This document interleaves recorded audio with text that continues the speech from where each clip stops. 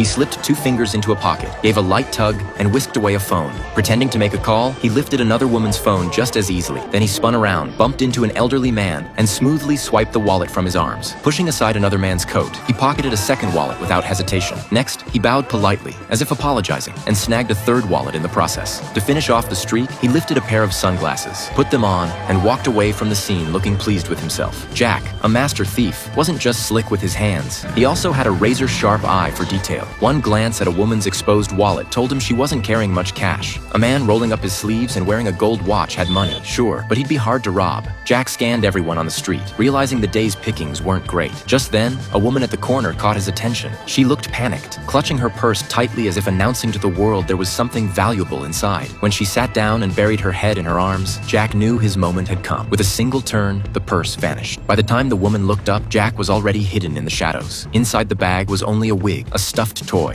and, at best, a single cell phone. Not much of a score, but at least it was something. He tossed the bag into a trash can, unaware that this mistake was about to change his life forever.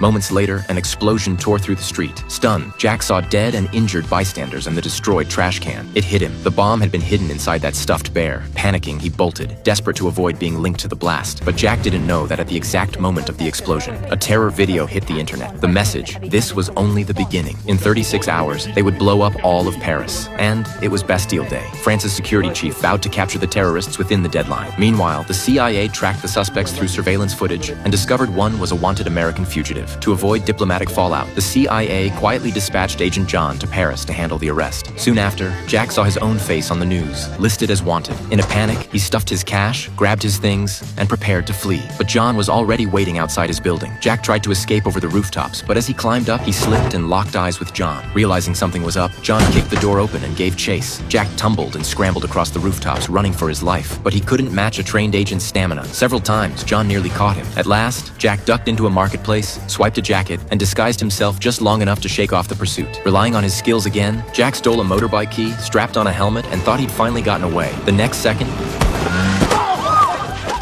he was caught and dragged straight into an interrogation room.